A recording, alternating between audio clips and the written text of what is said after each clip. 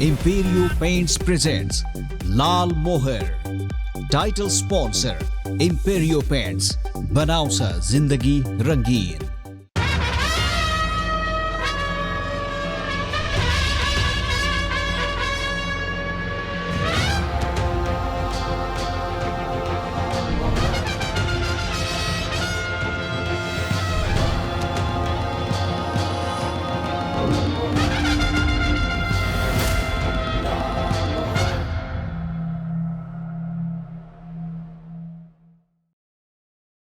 नमस्कार, म रमेश प्रसाई. विश्वभरिबाट कार्यक्रम लालमोहर हेरिरहनुभएका सम्पूर्ण दर्शकहरूमा एकमुष्ट स्वागत छ. बाल्यकालमा सुनेको एउटा उखान सम्झन्छु, बाक्लो छ बोक्रो, भित्रभित्र खोक्रो. वास्तवमा नेपालमा प्रस्तुत हुने अधिकांश बजेटहरूका लागि यो उखान ठिक्क हुन्छ. यसपटक झन्डै 18 खर्बको बजेट आएको छ, तर राजस्व जो सरकारको प्रमुख आय स्रोत हो त्यसबाट हुने आम्दानी चाहिँ झन्डै 13 खर्ब जति मात्र हुने रहेछ. अनि बाँकीको रकम कहाँबाट उठाउने? ऋणबाट उठाउने, अनुदानबाट उठाउने. यदि त्यसो हो भने ऋण लिनु हाम्रो बाध्यता हो, वैदेशिक अनुदानमा सहयोगमा भर पर्नु हाम्रो व्यवस्था नै हो भने हरेक पल्ट यो बजेटको आकार चाहिँ किन बढ्नुपर्ने? हरेक पल्ट बढी ऋण वा अनुदान किन उठाउनु पर्ने? अनि जहिल्यै पनि विगतदेखि आजसम्मको प्रचलन हेर्ने हो भने बजेटमा लेखिएको भन्दा, अनुमान गरिएको भन्दा खरबौँ रुपियाँ, 1.5, 2, 2.5 खर्ब कम खर्च हुने गर्छ. किनकि त्यो अनुमान गरिए जति ऋण र अनुदान उठ्दैन. यदि उठ्दैन भने यो बजेटको आकार सधैँ किन यसरी बढिरहनु पर्ने, मोटाइरहनु पर्ने? अर्को कुरा, बजेट प्रस्तुत भएपछि बुद्धिजीवीहरूलाई खूब चासो छ, किनभने लेखहरू छाप्नु छ, केही नभए पनि सामाजिक सञ्जालमा स्ट्याटस लेख्नु छ, आलोचना र समालोचना गर्नु छ. नेताहरूलाई चासो छ किनकि संसदमा बोल्नु छ. जसले बजेट बनाए उनीहरूलाई चासो छ, जो विपक्षी हुन् उनीहरूलाई चासो छ, त्यसको आलोचना गर्नु छ वा समर्थन गर्नु छ. व्यापारीलाई चासो छ कर के भयो भनेर, कर्मचारीलाई चासो छ तलब बढ्यो कि बढेन भनेर. तर जसका नाराहरूले बजेट भरिएको हुन्छ, जसका लागि बजेट बनाइएको भनेर दाबी गरिन्छ, त्यो वर्गलाई, मजदुर, किसान, सुकुम्बासी, विद्यार्थी, पिछडिएको वर्ग, गरिब, विपन्नहरूलाई यो बजेटमा के छ भन्ने कुराले खासै फरक पार्दैन. किनकि उनीहरूलाई बानी परिसकेको छ कि बजेटमा लेखिएका अधिकांश कुराहरू, अधिकांश नाराहरू लेख्नको लागि मात्रै लेखिएका हुन्. तीमध्ये धेरैको कार्यान्वयन हुनेवाला छैन. आफ्नो जीवनमा कुनै अन्तर, कुनै फरक त्यसले पार्नेवाला छैन. आखिर बजेटप्रतिको यो वितृष्णा कहिलेसम्म, जसले देशको सम्पूर्ण अर्थतन्त्रलाई निर्देशित गर्छ, त्यो बजेटप्रति यति धेरै वितृष्णा, नागरिकको यति धेरै कम चासो कहिलेसम्म? किन समेट्न सकेन बजेटले नागरिकका आकाङ्क्षाहरू? कस्तो हुनुपर्छ र कस्तो हुनु पर्थ्यो बजेट? बजेटका यी विविध पक्षहरूका साथसाथै भर्खरै सम्पन्न भएको स्थानीय निर्वाचन र समसामयिक राजनीतिका विविध विषयहरूमा आज एकजना मूर्धन्य अतिथिसँग बहस गर्नेछौँ. कार्यक्रम पुरै हेर्ने प्रयास अवश्य गर्नु.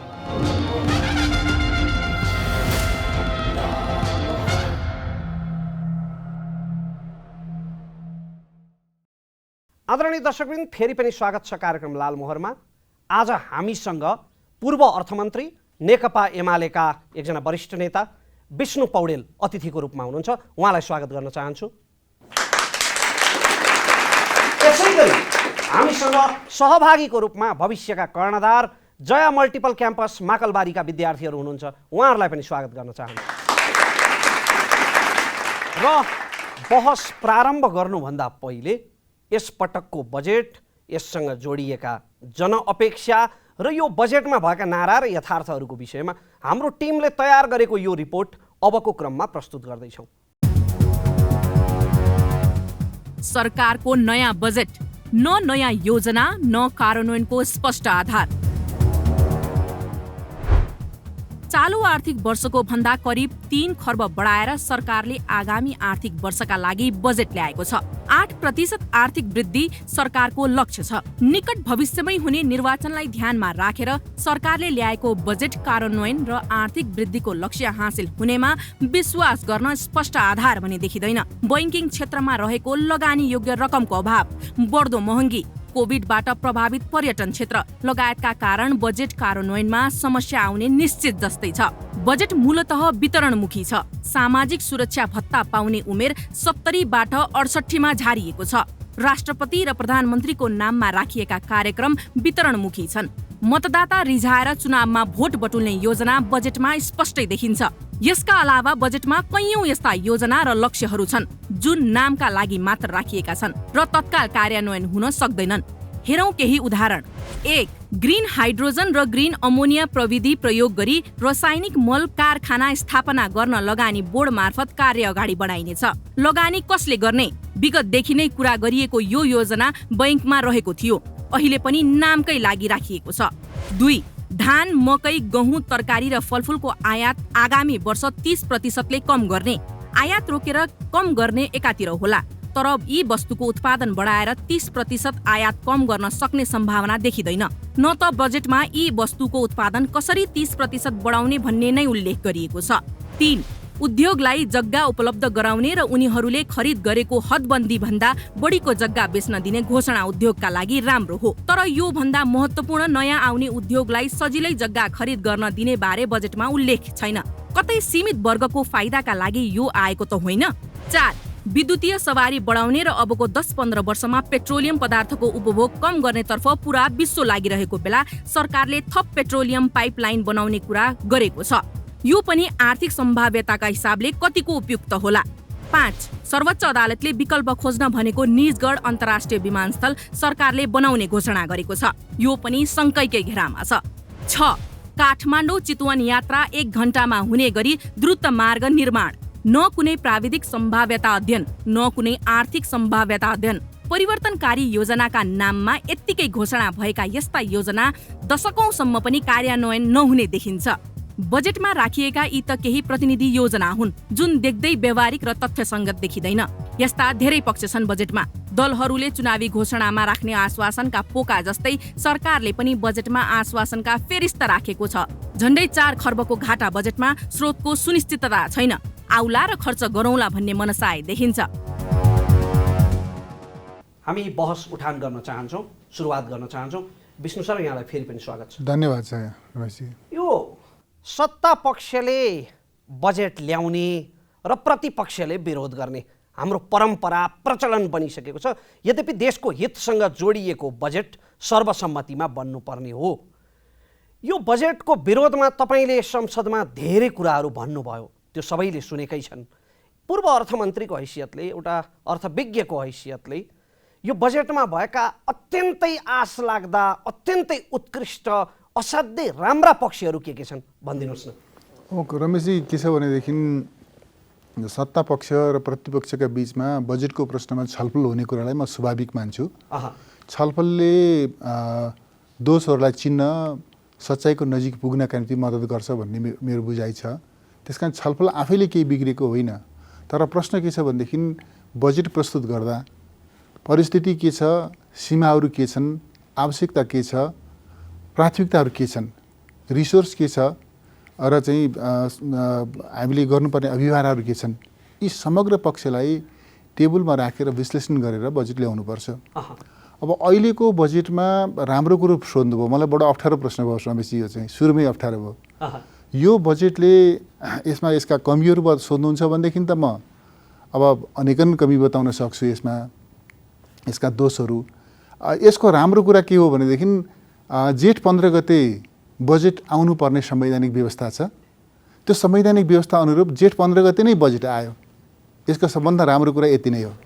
तपाईँ जतिको अनुभवी व्यक्तित्वले ज्ञानको बत्ती बालेरै खोज्दा पनि यो बजेटमा कुनै उत्कृष्ट पक्ष भेटिन्छ? अब यस्तो छ, कुरा के छ भनेदेखि खोज्दै जाँदाखेरि एकाध कुराहरू, तफसिलका कुराहरू भेटिएलान्। जस्तो अहिले चाहिँ के छ भनेदेखि डोली भन्ने एउटा कार्यालय छ, त्यसलाई चाहिँ के भनेदेखि सङ्घीय सरकारको मातहतमा नराखेर तल पठाउँ भन्ने खालको कुरा गरेको छ। त्यसलाई म तुलनात्मक रूपले सकारात्मकै मान्छु। यस्ता केही फुटकर विषयहरू छन्। तर समग्रतामा भन्नुहुन्छ भनेदेखि यो बजेट चाहिँ जस्तो परिस्थितिमा आएको हो, जसरी आउनुपर्ने हो त्यसरी आएन। त्यसले गर्दा यसका चाहिँ यसमा केही राम्रा कुराहरू छन् भने पनि अब त्यो भनौँ न कुकुरको पाइलो हात्तीको पाइलोले चाहिँ ढाके जस्तो भयो। तर यसरी उदाहरण दिइरहँदा इतिहास अतीत विगत बिर्सिन पनि त भएन नि। 78-79 आर्थिक वर्षको बजेट तपाईँ अर्थमन्त्री हुँदा ल्याइरहँदा त्यतिखेर पनि त यदि संसद विघटन सदर भइदिएको भए त तपाईँको सरकार पनि त चुनावी सरकार हुन्थ्यो नि।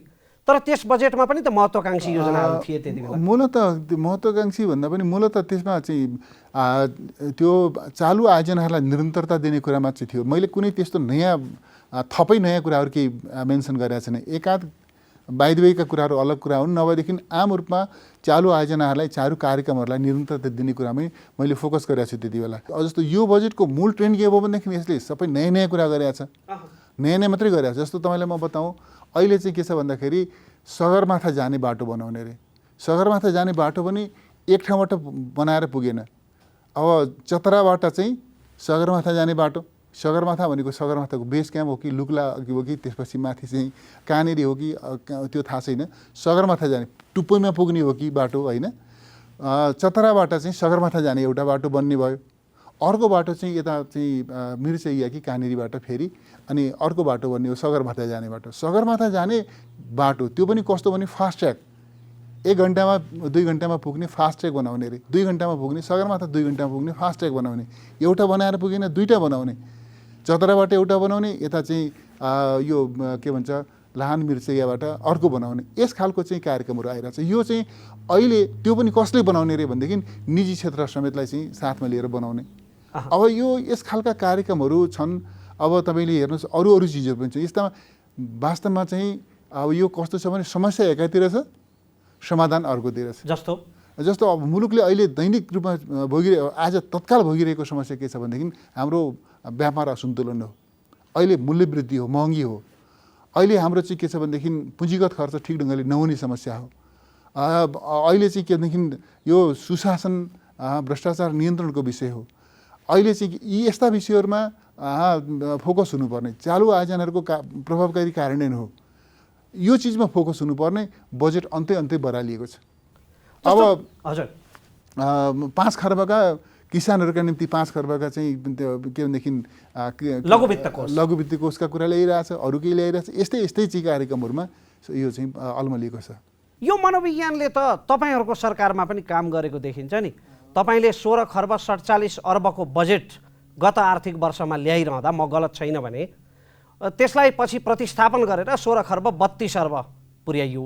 अहिले खर्च त 14.5 खर्बको हाराहारीमा मात्रै भयो नि। त्यो अनुमान पनि त गलत साबित भयो। यस्तो छ रमेशजी, ठिकै भन्नुभयो तपाईँले। तर त्यसमा एउटा अर्को तथ्य पनि छ। हजुर, बजेट मैले ल्याएँ, कार्यान्वयन यो गठबन्धन सरकारले गर्यो होइन। जस्तो मैले नै कार्यान्वयन गर्न पाएको भए के गर्थेँ, मेरो मूल्याङ्कन त त्यति बेला हुन्थ्यो होला सायद होइन।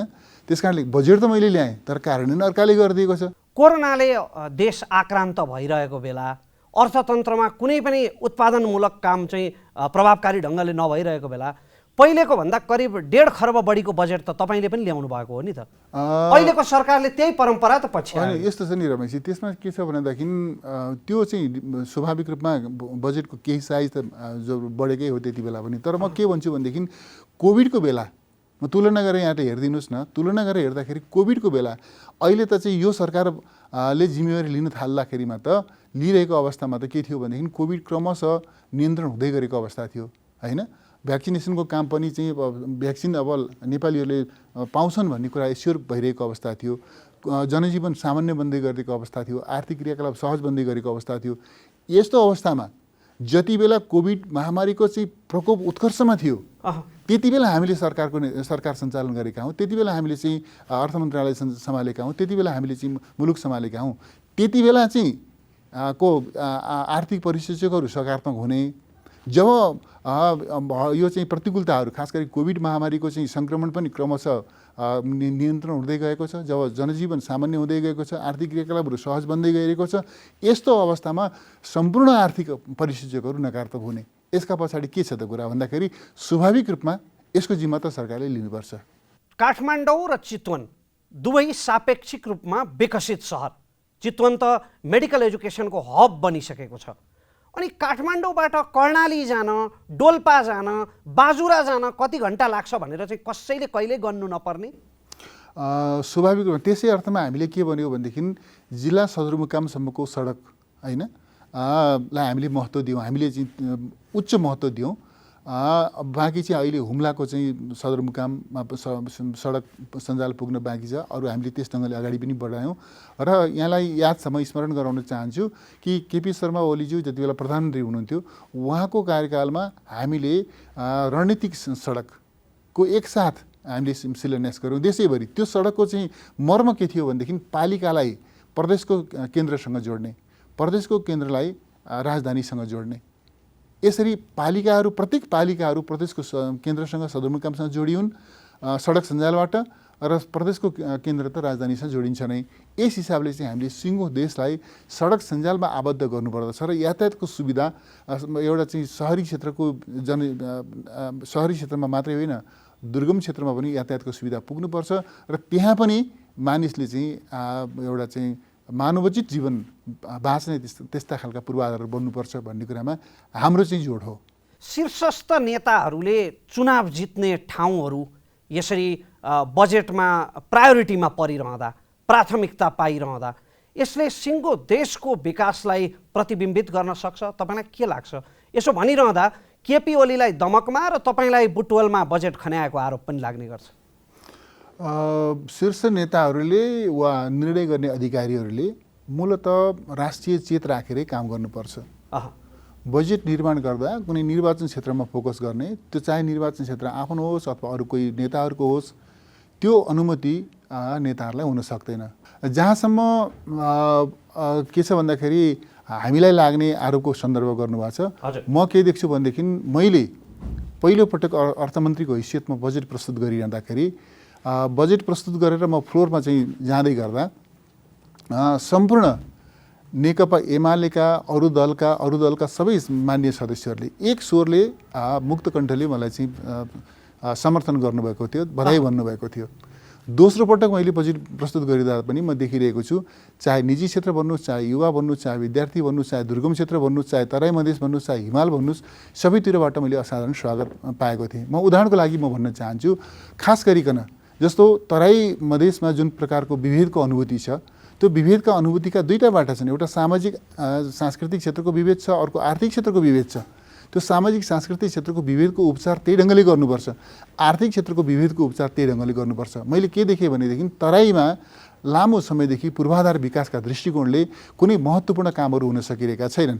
यो अनुभूति मैले आफ्नै आँखाले, म आफैले पनि तराईबाट प्रतिनिधित्व गर्छु, त्यो देखिसकेपछि मैले केही महत्त्वपूर्ण विकास आयोजनाहरू तराईको सन्दर्भमा प्रस्तावित गरेँ, जुन अहिले पनि अनगोइङ प्रोसेसका रूपमा छन्। जस्तो म यहाँलाई बताउँ, पूर्व पश्चिम राजमार्गबाट जिल्ला सदरमुकाम भएर इन्डियाको बोर्डरसम्म जाने 4 लेनका सडकहरू, चाहे त्यो चाहिँ पथलैयादेखि वीरगञ्ज हुँदै जाने कुरा होस्, चाहे चाहिँ ढल्केबरबाट जनकपुर भएर जाने होस्, यस चाहे चाहिँ इटहरीबाट जोगबनी जाने सडक होस्, उसबाट के भन्छ कोहलपुरबाट रुपिडिया जाने सडक होस्, अत्तरियाबाट चाहिँ तल जाने सडक होस्, यी सबै 18वटै जिल्ला तराईका जिल्ला सदरमुकामहरूलाई यस ढङ्गले सडक सञ्जालबाट जोड्ने, हुलाकी सडक निर्माणको कामलाई तीव्रता दिने र खास गरिकन जिल्ला सदरमुकामहरू, तराईका जिल्ला सदरमुकामहरू पूर्वाधार विकासका दृष्टिकोणले धेरै पछाडि परेका छन्। केही जिल्लाहरू सदरमुकामलाई छोडेर, जस्तो होला विराटनगर होला, अथवा चाहिँ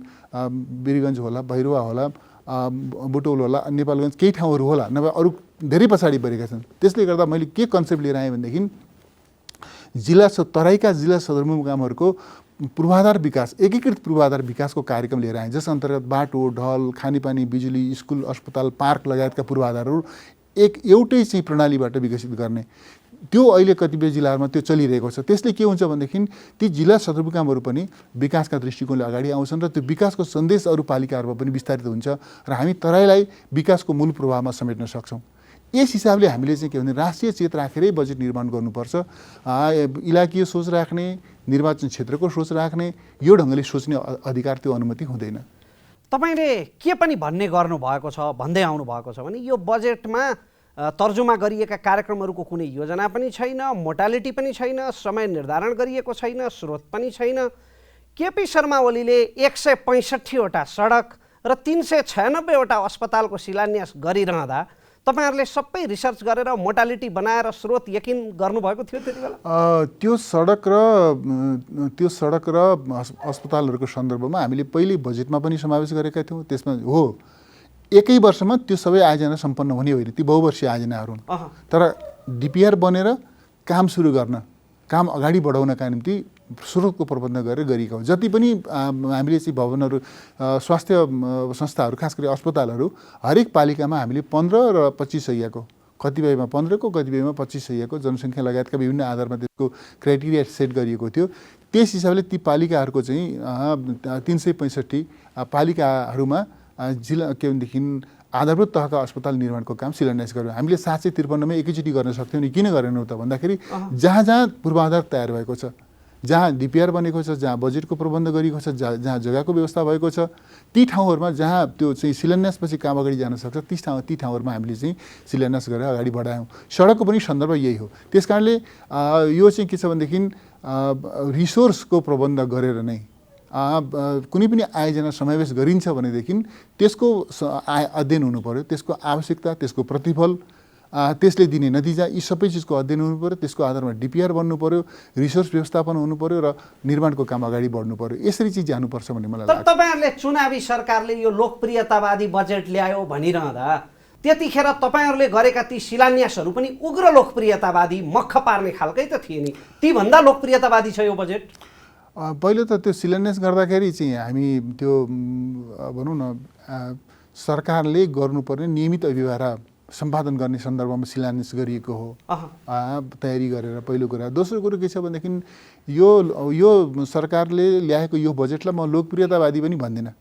यसमा जरुर एउटा मकसद के छ भनेदेखि अलिकति आधारहीन सस्ता कुरा गरेर जसको चाहिँ जो कार्यान्वयन हुन सक्दैन। म उदाहरणको लागि म भन्न चाहन्छु, यहाँले किसान पेन्सन भन्ने एउटा बडो अहिले चाहिँ चर्चामा छ।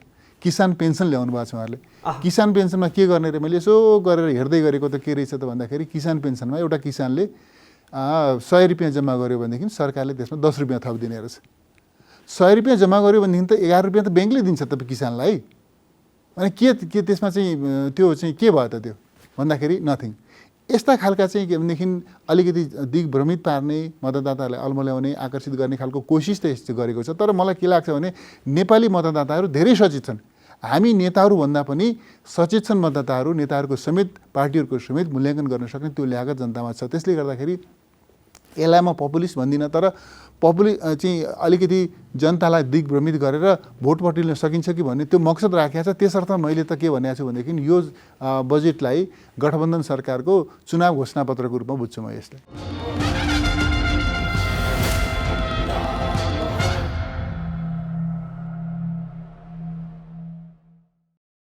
तपाईँले यो बजेट वितरणमुखी छ भनेर पनि भन्ने गर्नुभएको छ, तपाईँ लगायत तपाईँका पार्टीका अन्य नेताहरूले। यसलाई पनि अलिकति प्रकाश पारिदिनु। वितरणमुखी भनेर भनिरहँदा के छ भने यस्तो खालको कुनै पनि कार्यक्रम बजेट विनियोजन गर्नुभन्दा, कुनै पनि कार्यक्रम छनौट गर्नुभन्दा अगाडि, त्यो कार्यक्रममा बजेट लोड गर्नुभन्दा अगाडि, बजेट विनियोजन गर्नुभन्दा अगाडि केही पूर्व कार्यहरू हुन्छन्। त्यो पूर्व कार्य नगरिकन अनि कार्यक्रम वा आयोजना छनौट गर्ने कुरा त्यो हास्यास्पद हुन्छ, त्यो नोक्सानदायी हुन्छ, त्यो कार्यान्वयन हुन सक्दैन, त्यसले राम्रो प्रतिफल दिन सक्दैन। त्यस कारणले सबैभन्दा पहिला त आवश्यकता महसुस हुनु पर्यो, त्यसको अध्ययन हुनु पर्यो, त्यसको लाभ के हो, त्यसको हानि के हो, त्यसको प्रतिफल के हो, त्यसमा लागत कति हो, त्यसमा समयको लागत कति हुन्छ, त्यसमा पुँजीको लागत कति हुन्छ, त्यसले प्रतिफल के हुन्छ, यो सबै आर्थिक सामाजिक दृष्टिकोणले त्यसको समग्र अध्ययन हुनु पर्यो। त्यो अध्ययनको जगमा उभिएर मात्रै त्यस्ता कार्यक्रमहरू, त्यस्ता चाहिँ आयोजनाहरूमा बजेट लोड गर्नुपर्छ। अहिले त के छ भनेदेखि अब निबन्ध जस्तो जे फुर्छ नि, अहिले मैले कति दोहोऱ्याइरहनु होइन, कोशी के भनेदेखि कर्णाली जोडिदिने, सगरमाथा जाने 2 घन्टामा जाने, सगरमाथा जाने चाहिँ फास्ट ट्र्याक बनाउने, यस खालका कुराहरू छन्। त्यसले गर्दाखेरि अलिकति सस्ता कुरा गरेर मतदातालाई आकर्षित गर्न सकिन्छ कि भन्ने मनसाय चाहिँ बजेटमा छ। कुरा त्यति हो। सर्टिफिकेट धितो राखेर 25 लाख ऋण दिने, विद्यार्थीहरूलाई ल्यापटप बाँड्ने, सिम कार्ड बाँड्ने, यी तपाईँहरूका नारा पनि बिर्सिनु हुँदैन होला नि यति बेला। म स्मरण गर्न चाहन्छु रमेशजी, वास्तवमा यो के भनेदेखि सर्टिफिकेट धितो राखेर विद्यार्थीहरूलाई निर्व्याजी ऋण दिने कुरा चाहिँ मैले सुरु गरेको हो। 25 लाख हो। यो चाहिँ के छ भन्दाखेरि यो सुरु गरिरहँदा म के स्मरण गर्न चाहन्छु भनेदेखि त्यति बेला मैले विद्यार्थीहरू खास गरी चाहिँ शैक्षिक प्रमाणपत्र, खल्तीमा शैक्षिक प्रमाणपत्र छ, झोलामा छ, घरमा छ, तर रोजगारी छैन, पुँजीको अभावमा, सिपको अभावमा रोजगारी छैन, त्यस्ता विद्यार्थीहरूले के गर्ने त अब सर्टिफिकेट मात्रैले त पुगेन, के गर्ने, यस विषयमा चाहिँ राज्यले ध्यान दिनु पर्यो भनेर विद्यार्थीहरूका अनेक विद्यार्थीका त्यो एमालेसँग सम्बन्धित अरू पार्टीहरूसँग सम्बन्धित यावत विद्यार्थीहरूका डेलिगेसन आए, मैले त्यहाँ विद्यार्थीहरूसँग छलफल गरेँ, मैले विशेषज्ञहरूसँग छलफल गरेँ, त्यसको इम्प्याक्ट के हुन्छ, त्यसमा दायित्व कति हुन्छ, त्यसको प्रतिफल के हुन्छ, त्यसले चाहिँ जस्तो नेपालको श्रम शक्ति वैदेशिक श्रम बजारमा जाने अवस्थाबाट कति रोक्न सक्छ, यी सबै कुराको विवेचना गरेर शैक्षिक प्रमाणपत्र अमुक विद्यार्थीले उसँग शैक्षिक प्रमाणपत्र छ, उसले चाहिँ निश्चित प्रकारको सिप छ उसँग, उसले चाहिँ त्यो सिप छ वा सिप आर्जन गर्न सक्छ र त्यसपछि उसले चाहिँ कुनै आयोजना डेभलप गर्छ र त्यो आयोजनाका लागि, त्यो आयोजना आरम्भ गर्नका लागि उसलाई चाहिने जुन रिसोर्स हुन्छ, पुँजी हुन्छ, त्यो पुँजी चाहिँ सरकारले बिना धितो निर्व्याजित दिने यो ढङ्गको कार्यक्रम हो र यो कार्यक्रमको चाहिँ आवश्यकता अहिले पनि छ। त्यो विद्यार्थीको वृत्ति विकासका लागि निःशुल्क सिम कार्डको आवश्यकता पनि महसुस गर्यो तपाईँको सरकारले? त्यो स्वाभाविक रूपमा के छ भनेदेखि अहिले त यो सहरी जनजीवनमा त एउटा कुरा हो, तर दुर्गम जनजीवनमा सिम कार्डको पनि धेरै ठुलो महत्त्व छ। हामीसँग यहाँ केही सहभागीहरू हुनुहुन्छ, जय मल्टिपल क्याम्पसका विद्यार्थीहरू हुनुहुन्छ। सहभागीहरूको मनमा कुनै पनि प्रकारको जिज्ञासा छ भने म राख्न अनुरोध गर्छु। सर्वप्रथम त नमस्ते सबैजनालाई। मेरो नाम चाहिँ अभिषेक भुजेल, म चाहिँ जय मल्टिपल क्याम्पसमा अहिले बिबिए सेकेन्ड इयरमा अध्ययनरत छु। हजुर एकचोटि पूर्व अर्थमन्त्री भएर पनि काम गरिसक्नुभयो हजुरले, होइन? अब अहिलेको हजुरहरूले चाहिँ अहिले के भनिरहनु भएको छ भन्दाखेरि अहिलेको सरकारको बजेट चाहिँ बढी वितरणमुखी भयो, यो चाहिँ अलिकति चुनावलाई चाहिँ आकर्षित गर्ने भयो भनिरहनु भएको छ, होइन? यदि यो ठाउँमा चाहिँ हजुरहरूको सरकार भइदिएको भए चाहिँ कस्तो किसिमको बजेट ल्याउनुहुन्थ्यो, जसले चाहिँ के गर्थ्यो भन्दाखेरि तपाईँको अहिलेको जुन हाम्रो देशमा भइरहेको छ नि के अरे क्राइसिस भइरहेको छ नि, इकोनोमिक क्राइसिस भइरहेको छ नि, ब्याङ्कहरूसँग पुँजी के अरे लगानीयोग्य रकमहरू छैन, होइन? तरलताको अभाव छ, होइन? हो, यसलाई चाहिँ यो समस्यालाई चाहिँ निकास दिनका लागि चाहिँ हजुरहरूको सरकारले चाहिँ यदि अहिलेको सरकारको स्थानमा भइदिएको भए चाहिँ कस्तो किसिमको बजेट ल्याउँथ्यो त? अत्यन्तै महत्त्वपूर्ण प्रश्न। साँच्चै नै महत्त्वपूर्ण छ, रमेशजीले भन्नुभयो जस्तै साँच्चै नै महत्त्वपूर्ण छ। यो महत्त्वपूर्ण प्रश्नको लागि म धेरै धेरै धन्यवाद भन्न चाहन्छु यहाँलाई। आजको मुलुकको अर्थतन्त्रले बिहोरिरहेको समस्यामध्येको एउटा महत्त्वपूर्ण समस्यालाई यहाँले उद्धरण गर्नुभएको छ। म के राख्न चाहन्छु भनेदेखि साँच्चै नै हो, मुलुकको अर्थतन्त्र हामी भनिरहेका छौँ, अर्थशास्त्रीहरूले भनिरहेका छन् कि सङ्कटको डिलमा पुगेको छ। डिलसम्म त केही पनि हुँदैन, डिलसम्म त सग्लै हुन्छ, खसेपछि थाहा हुन्छ। हामी त्यो डिलमा पुगिसकेका छौँ। नेपाली अर्थतन्त्र अहिले सङ्कटको डिलमा पुगेको छ। कदाचित नखसोस्, खस्यो भनेदेखि त्यस देशले धेरै ठुलो क्षति बिहोर्नुपर्छ। यस्तो बेलामा बजेट कस्तो आउनु पर्थ्यो त? यस्तो बेलामा सगरमाथा 2 घन्टामा चाहिँ पुग्ने खालको बाटो बनाउने बजेट आउनु पर्थ्यो कि कर्णाली कोशी जोड्ने खालको बजेट आउनु पर्थ्यो कि अथवा यस्तै खालका त्यो चाहिँ कुराहरू आउनु पर्थ्यो कि आजको सङ्कटलाई सम्बोधन गर्ने खालको आउनु पर्थ्यो। जस्तो उदाहरणको लागि म भन्न चाहन्छु, अब अहिले के भनिरहेको छ भने विश्व खाद्य सङ्गठन लगायतका अन्तर्राष्ट्रिय संस्थाहरूले, वर्ल्ड ब्याङ्कहरूले, अरूहरूले पनि के भनिरहेका छन् भनेदेखि संसारमै अब खाद्य सङ्कट निम्तिन सक्छ, खाद्य सङ्कट आउन सक्छ, त्यसको लागि होसियारी बर्तिनु, सावधानी बर्तिनु भनेर भनिरहेछ। हाम्रा छिमेकीका मुलुकहरू, तपाईँ भारतकै कुरा गर्नुहोस्, चाहिँ छिमेकी मुलुकहरूले चीनको कुरा गर्नुहोस्, उनीहरूले चाहिँ के गरिरहेका छन् भनेदेखि सम्भावित खाद्य सङ्कटबाट मुलुकलाई कसरी जोगाउने। खाद्य सङ्कट भन्दा सबभन्दा पहिला मान्छे खाना नपाएर मर्छ नि, खाना नपाएर मर्छ, अरू सबै कुरा छोड्नुहोस्, खाना नपाएर मर्छ। त्यस कारणले यो सम्भावित खाद्य सङ्कटबाट कसरी जोगिने उनीहरूको ध्यान त्यतातिर छ, रिसोर्स त्यतातिर लागिरहेको छ, के भनेदेखि योजनाहरू त्यतातिर बनिरहेका छन् र भारतले चिनी, गहुँ, चामल जस्ता चिजहरू निर्यात नगर्ने निर्णय गरिरहेको छ सम्भावित खाद्य सङ्कटलाई ध्यान दिएर। अरू यी कुरा यहाँले संसदमा पनि राखिसक्नु भएको छ, यी विषय जगजाहेर छन्। उहाँको प्रश्न सठिक छ, तपाईँ अर्थमन्त्री भइदिएको भए, तपाईँहरूको सरकार भइदिएको भए कस्तो खालको बजेट आउँथ्यो? ठिक भन्नुभयो, म त्यहाँ जाँदैछु। त्यसले गर्दा कस्तो बजेट आउँथ्यो भनेदेखि अहिलेको खाद्य सङ्कटलाई कसरी, सम्भावित खाद्य सङ्कटलाई कसरी आउन नदिने, त्यसका निम्ति केन्द्रित हुन्थ्यो।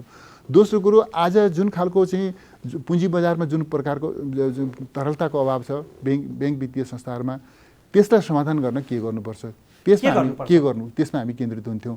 त्यसपछि हामी जस्तो अहिले हामी यसका लागि त के छ भनेदेखि रिसोर्सहरू, तपाईँसँग त स्रोत त सीमित छ नि, त्यो सीमित स्रोतलाई कहाँ खर्च गर्ने, कतातिर इन्भेस्ट गर्ने। अहिले चाहिँ खास गरिकन यो चाहिँ स्वरोजगार, उत्पादन वृद्धि, आयात प्रतिस्थापन, त्यसपछि निर्यात प्रवर्धन जस्ता विषयहरूमा फोकस गरेर त्यस्ता प्रकारका कार्यक्रमहरू, त्यस्ता प्रकारका योजनाहरूमा चाहिँ फोकस गरेर जानुपर्ने अहिलेको आवश्यकता हो। खास गरिकन यो जुन प्रकारको चुनौती छ नि, आर्थिक चुनौती, त्यसलाई समाधान गर्ने कुरामा केन्द्रित हुनुपर्ने। तर यो के छ त भन्दाखेरि जुन प्रकारको आर्थिक सङ्कट मुलुकले बेहोरिरहेको छ, जुन प्रकारको आर्थिक सङ्कट मुलुकमा आउनेवाला छ, त्यसप्रति अनदेखा हुने कुरा चाहिँ यो धेरै सिरियस कुरा हो। त्यस कारणले तपाईँले जुन कुरो उठाउनुपर्छ त्यो धेरै महत्त्वपूर्ण छ। अर्को प्रश्न पनि लिन्छु यति बेला। हेलो सबैजनालाई नमस्कार, मेरो नाम भरत बराल, म जया मल्टिपल क्याम्पस अहिले एमबिएस सेकेन्ड सेमेस्टरमा अध्ययनरत छु। मेरो प्रश्न चाहिँ के छ भनेदेखि जुन अहिले यो बजेट आयो, बजेट भाषण आयो, त्यसमा सरकारले भनेको छ 8% आर्थिक वृद्धि गर्ने भनेको छ। देशको अवस्था हामीले देखिरहेछौँ, सङ्कट छ देशमा, आर्थिक सङ्कट छ, फुड क्राइसिस आउने हजुरले भन्नुभयो, त्यो कुराहरू त छँदैछ। साथसाथै ब्याङ्कमा ऋण लिन गयो, लोन छैन, बैङ्कसँग पैसा छैन, ब्याज दिनु पऱ्यो भने सरको ब्याज दरमा दिन्छ। के गर्ने, के उत्पादन गर्ने? सरकारले उत्पादनमुखी गर्ने भनेको चाहिँ के उत्पादन गर्ने त? कि बेरोजगार उत्पादन गरेर देशलाई आर्थिक सङ्कटबाट बचाउने हो कि के छ सरकारको?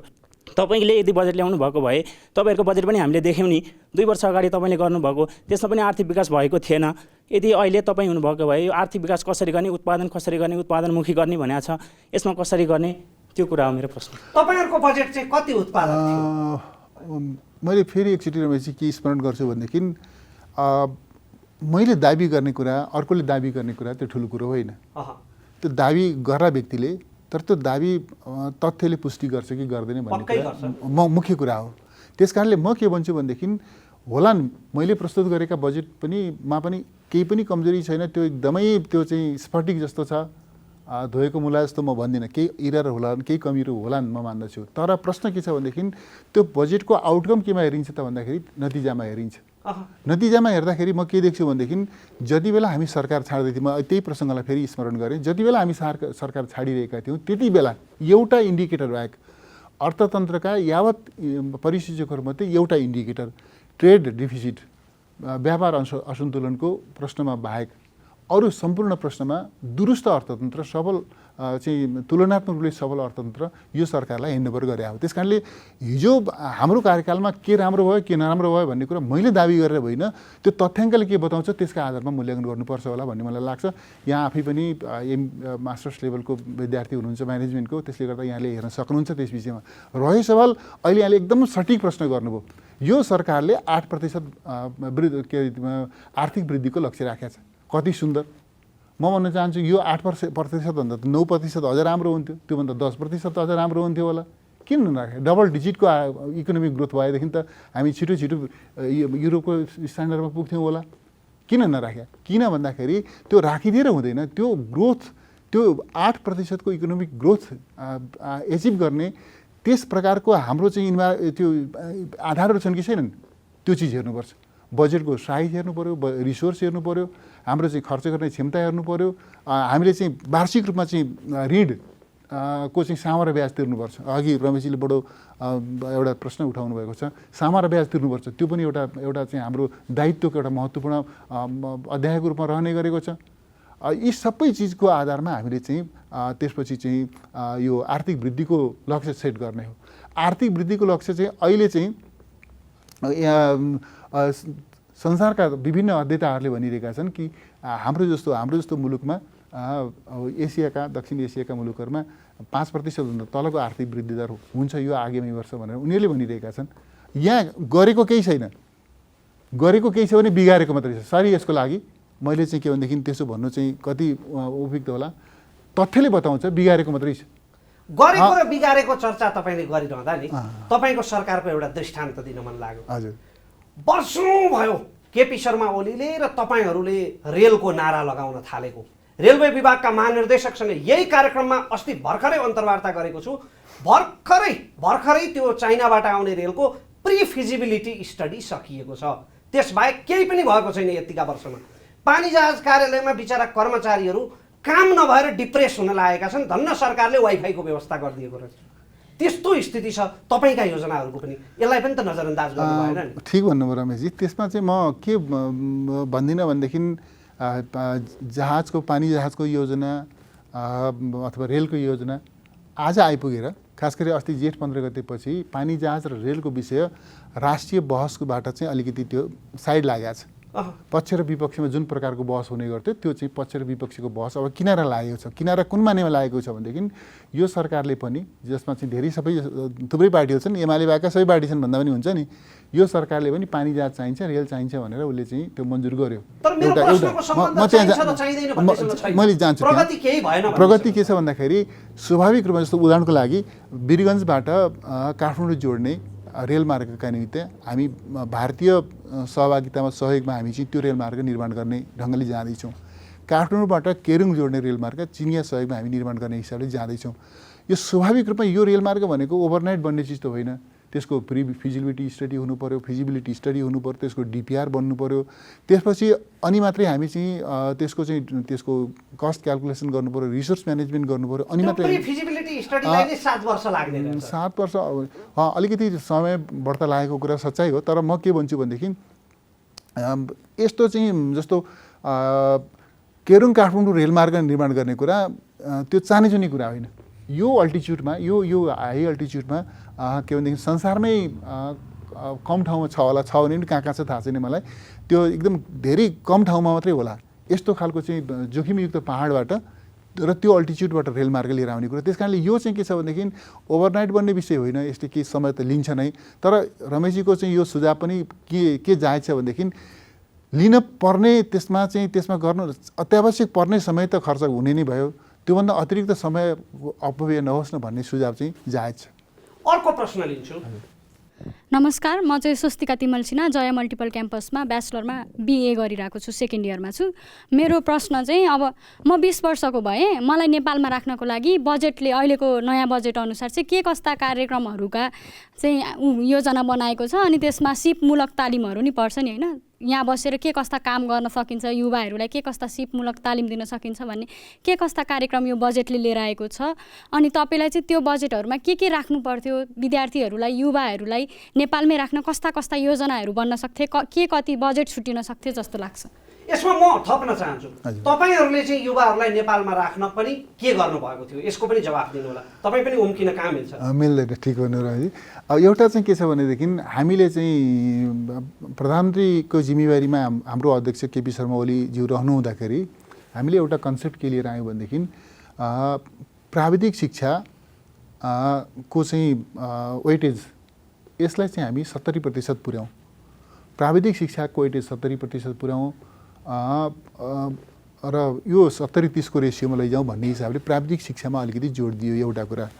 त्यस अन्तर्गत चाहिँ पछिल्लोचोटि जति बेला म अर्थमन्त्री थिएँ दोस्रो कार्यकालमा, त्यति बेला हामीले के गर्यौँ भने प्रत्येक पालिकामा यो चाहिँ खास गरी शिक्षा क्षेत्रमा हामीले धेरै महत्त्वपूर्ण नै कन्सेप्टहरू लिएर आएको, कार्यान्वयन गर्न पाइएन भ्याइएन त्यो अलग प्रश्न छ, समयले पनि साथ दिएन, हामी सरकारबाट बाहिरिनु पर्यो अलग प्रश्न छ। तर त्यति बेला हामीले के लिएर आउने प्रत्येक पालिकामा त्यहाँको आवश्यकता र त्यहाँको विशेषताको आधारमा एउटा प्राविधिक विद्यालय, माध्यमिक तहको प्राविधिक विद्यालय होस्। त्यो प्राविधिक विद्यालयमा पढ्न चाहने विद्यार्थीहरूले त्यहाँ पढुन्, सिप आर्जन गरून्, ज्ञान आर्जन गरून्, उनीहरू रोजगार र स्वरोजगारका निम्ति विदेश जानु नपरोस्। कदाचित विदेश जान्छन् भने पनि क्वालिटीको एउटा स्किल लिएर नलेज लिएर जान्छन् र उनीहरूले राम्रो रेभिन्यू गेन गर्न सक्ने गरी जान्छन्। यस खालको चाहिँ कन्सेप्टलाई हामीले चाहिँ कार्यान्वयन गर्न लिएर गएका थियौँ। एउटा यो कुरा छ। दोस्रो कुरो के छ भनेदेखि अहिले यहाँले बडो राम्रो प्रश्न गर्नुभयो, यहाँले धेरै महत्त्वपूर्ण छ। मलाई चाहिँ देशमा राख्नका निम्ति तपाईँसँग के कुरा छ त भनेर कति राम्रो कुरा गर्नुभयो। हामीले चाहिँ हाम्रो पुँजीको हामीसँग प्राकृतिक सम्पदा छ, अरू चिज छ। अहिलेको दुनियाँको सबभन्दा ठुलो पुँजी भनेको नलेज हो। नलेजभन्दा ठुलो कुनै रिसोर्स नै छैन।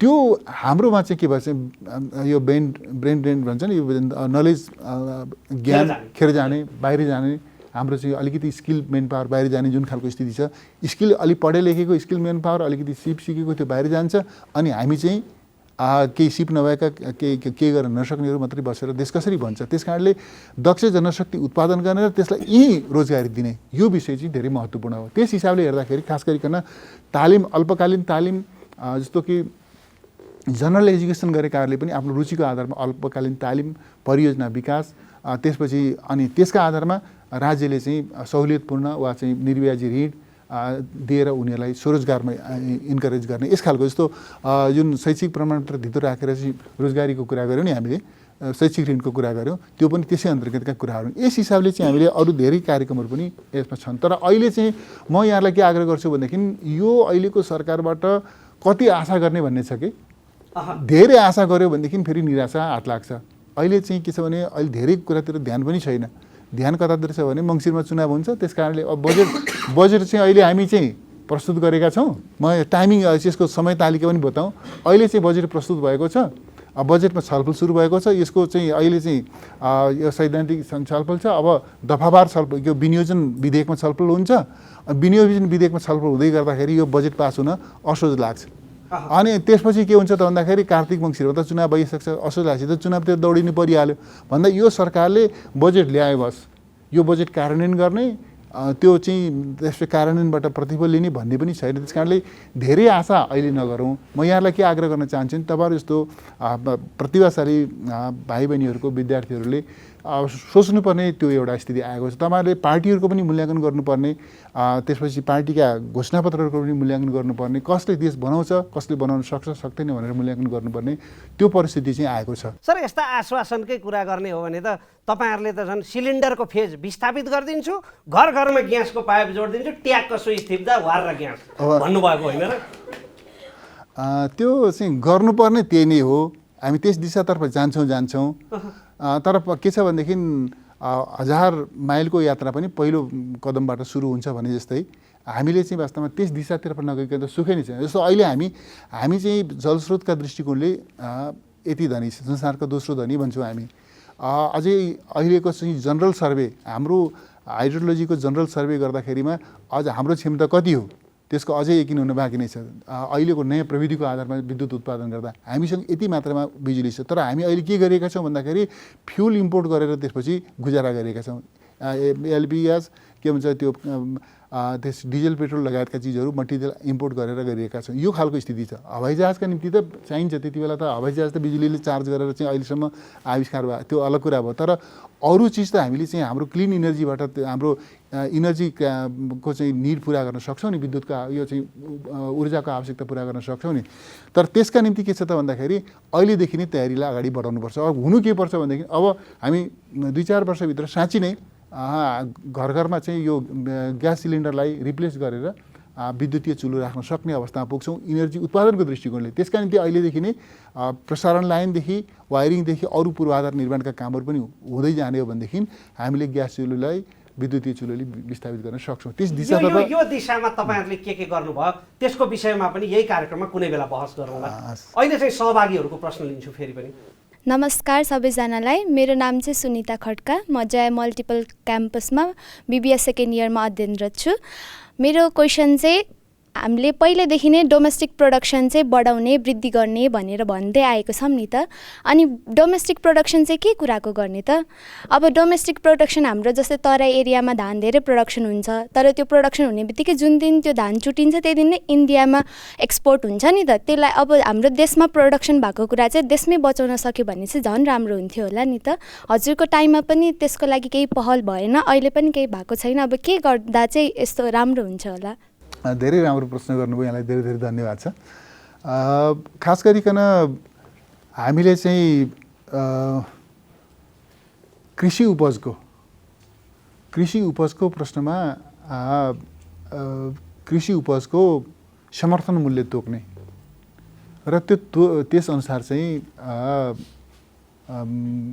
राज्यले किन्ने व्यवस्था हामीले गरिआएको हो होइन त्यसको प्रभावकारी कार्यान्वयन भएको छैन तपाईँले भन्नुभएको कुरा ठिक हो कि समर्थन मूल्य तोक्दाखेरि कसरी तोक्नु पर्यो भनेदेखि हामीले दिने मूल्य सरकारले तोकेको मूल्यभन्दा विदेशको अथवा भारतको छिमेकी मुलुकको चाहिँ भनौँ न स्वतन्त्र व्यवसायले चाहिँ आएर त्यहाँ व्यवसायले आएर किन्ने मूल्य चाहिँ महँगो हुनुभयो योभन्दा त्यो उसले बढ्ता दियो भनेदेखि त मान्छेले उतातिर दिन्छ त्यस कारणले समर्थन मूल्य तोक्दाखेरि हाम्रो कृषि उत्पादन यहीँ रहन सक्ने गरिकन समर्थन मूल्य तोक्नु पर्यो तपाईँका पालामा तोकिएको थियो हामीले समर्थन मूल्यको प्रबन्ध गरेका हौँ तर चाहिँ के छ भने भारतको भन्दा महँगो दिनुहुन्थ्यो समर्थन मूल्य हो स्वाभाविक रूपमा त्यो हामीले त्यस ढङ्गले गरे हो। तर कुरा के छ भनेदेखि त्यसको प्रभावकारी कार्यान्वयन अझै पनि भइरहेको छैन। त्यस कारण तपाईँले उठाउनु भएको भ्यालिड छ यो प्रश्न। हाम्रो कृषि उत्पादनले यहाँ रोक्नु पर्यो। दोस्रो कुरो चाहिँ यो निर्यात ट्रेडको सन्दर्भमा जुन कुरा यहाँले गर्नुभयो, खास गरिकन हामीले चाहिँ आयात प्रतिस्थापन गर्ने सन्दर्भमा हामी अहिले चाहिँ खास गरी अन्डामा, कुखुराको मासुमा, फलफुलमा, तरकारीमा अनि क्रमशः खाद्यान्नमा आत्मनिर्भर बन्न सक्ने दिशातर्फ छौँ। तर यसका निमित्त चालिएका प्रयासहरूलाई अझ प्रभावकारी बनाउनु पर्ने त्यो आवश्यकता छ। त्यसो हुँदाखेरि हामी खास गरिकन यो तरकारी, फलफुल, खाद्यान्न, माछा मासु, दूध यस्ता चिजहरूमा हामी आत्मनिर्भर हुन सक्छौँ। यो चिज छ। चुनावमा जसरी पालिकाहरूमा एमालेका सिटहरू घटे, काठमाडौँको स्थिति हामीले देख्यौँ, धरानको स्थिति हामीले देख्यौँ, आफूले जितिरहेका केही पालिकाहरूबाट एमाले बढारियो पनि यसपटक।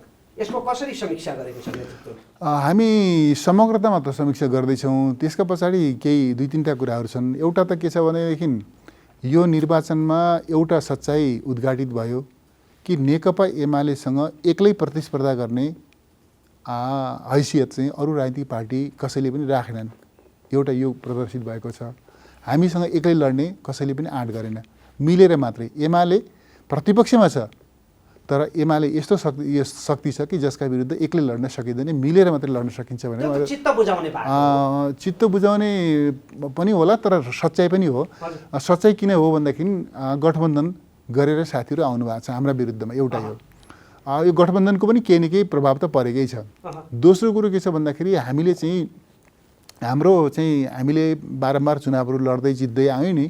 हाम्रो कार्यकर्ता पङ्क्तिमा अलिक सहज विजयको भाव के चुनाव उम्मेदवारी दिएपछि जितिहालिन्छ भन्ने खालको ओभर कन्फिडेन्स, सहज विजय भावले पनि काम गरेको छ। त्यसले गर्दा यसपटकको इलेक्सनले हामीलाई अलिकति सक थेरापी जस्तो पनि गरेको छ। वास्तवमा अब चाहिँ यही होसियार हुनुपर्ने रहेछ भनेर हाम्रो कार्यकर्ता पङ्क्तिलाई एउटै घटनाले राम्रोसँग स्कुलिङ पनि गरेको छ। दोस्रो त्यो कुरा छ। त्यसका साथसाथमा म अर्को के बताउन चाहन्छु भने कतिपय ठाउँमा उम्मेदवारी चयनमा पनि हामीले चाहिँ यथेष्ट ध्यान दिन सकेनौँ। स्वतन्त्र उम्मेदवारहरूले जसरी विजय हासिल गरिरहेका छन् देशभरि, काङ्ग्रेसका नेताहरूले त भन्नुभयो यो त एमाले प्रतिको वितृष्णा हो भनेर। यो समग्र राजनीतिक दलप्रतिको वितृष्णा हो कि एमाले प्रतिको मात्रै हो? यो चाहिँ के छ भने काङ्ग्रेसले भन्नु त कुन ठुलो कुरो भएर होइन, एमालेले के भन्छ? तृष्णा वितृष्णा त्यो चाहिँ हो, त्यो जनताले यकिन गर्ने विषय हो, जनताको मनस्थितिको विषय हो। र स्वाभाविक रूपमा यो चाहिँ स्वतन्त्र उम्मेदवारहरूको जित, खास गरी धेरैतिर त होइन, धेरैतिर त चाहिँ अब पार्टीहरूले पर्दा पछाडिबाट समर्थन गरेर स्वतन्त्र भएका पनि क्यान्डिडेटहरू छन्। केही ठाउँमा चाहिँ स्वतन्त्र उम्मेदवारहरूले पनि जित्नु भएको छ। त्यो पनि अति शिक्षित सहरहरूमा त्यसका हो, जस्तो त्यस्तो खालको छ। त्यसले गर्दाखेरि के छ भने यो स्वतन्त्र उम्मेदवारहरूको जितले दिएको सन्देश के हो भने जनतामा एउटा चाहिँ परिवर्तनको चाहना छ। त्यो परिवर्तनको चाहनालाई दलहरूले प्रतिनिधित्व गर्न सकेनन् भने जनताले विकल्प खोज्छन् भन्ने सन्देश हो यो। त्यस कारणले हाम्रा निम्ति पनि एउटा महत्त्वपूर्ण शिक्षा हो यो। त्यस कारणले यो घटनाबाट पनि हामी सिक्छौँ। अन्त्यमा, कार्यक्रमको अन्त्यमा यो प्रश्न मैले तपाईँलाई सोधिनँ भने दर्शकहरूप्रति अलिकति अन्याय हुन्छ।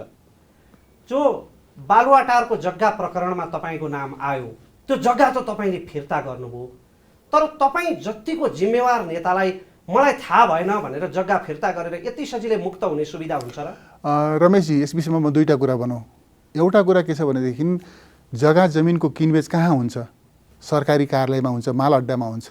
सरकारी कार्यालयले माल अड्डाले नक्कली जग्गा बेच्न मिल्छ? नक्कली जग्गा बेच्छ भनेर अनुमान गर्न सकिन्छ तपाईँ हामीले? सकिँदैन। त्यस कारणले के छ भनेदेखि मैले बालुवाटारमा जग्गा किन्दाखेरि 61 सालमा जति बेला राजाको प्रत्यक्ष शासन सुरु भइसकेको थियो, जति बेला म वडा सदस्यदेखि सांसदसम्म मन्त्रीसम्म कुनै पदमा थिइनँ, त्यति बेला मेरो पैतृक सम्पत्ति बेचेर यहाँ लिएको थियो। त त्यो के छ भने पछि राज्यले छानबिन गर्यो। राज्यले छानबिन गर्ने क्रममा त्यो राज्यको हो भनेपछि मैले त्यसलाई फिर्ता गरेँ। कुरा यो हो। यसबाहेक यस विषयमा राज्यका औपचारिक र आधिकारिक निकायले पनि बोलिसकेका छन्। त्यस कारणले मैले यसमा थप भनिरहनु पर्ने कुरा भएन। हुन्छ, यहाँलाई समय र संवादका लागि धेरै धेरै धन्यवाद विष्णु सर। हामी यो बहस टुङ्ग्याउन गइरहेका छौँ। बजेट र समसामयिक राजनीतिको विषयमा आज हामीले नेकपा एमालेका एकजना मूर्धन्य नेता पूर्व अर्थमन्त्री विष्णु पौडेलसँग चर्चा गऱ्यौँ, वार्तालाप गऱ्यौँ। आशा छ कार्यक्रम तपाईँलाई उत्कृष्ट लाग्यो होला। आजका सहभागी विद्यार्थीहरूलाई विशेष धन्यवाद, अतिथिलाई अमूल्य समयका लागि धन्यवाद, दर्शकहरूलाई कार्यक्रम हेरिदिनु भएकोमा सबैभन्दा विशेष कृतज्ञता व्यक्त गर्दै अर्को हप्ता अन्य अतिथि र अन्य विषयवस्तुका साथ उपस्थित हुने बाचासँगै सम्पूर्ण टिमका साथ रमेश प्रसाई लालमोहरको यो श्रृङ्खलाबाट आज्ञा चाहन्छ। नमस्कार।